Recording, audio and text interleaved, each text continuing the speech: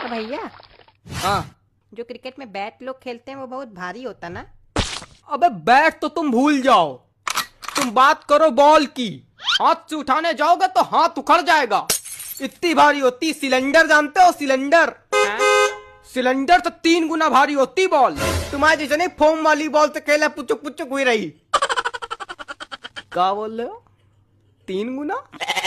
हाँ, सिलेंडर का 3 गुना। भरा की खाली? भरा सिलेंडर, जो कुछ ज्यादा नहीं हुई रहा। कभी स्टेडियम गए हो? नहीं, हमका कोनो शौक नहीं है।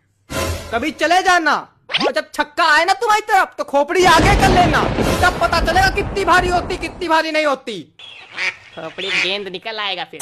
गेंद नहीं निकल आएगा तो तरबूजा लिए बैठे ब्लास्ट हो जाएगा। ए भैया सही बता। ये नहीं तो जाके देखना कभी स्टेडियम में। हमको जाने कोई जरूरत नहीं, तुम्हारे ज्यादा मैच का भूत चढ़ा, तुम ही जाओ।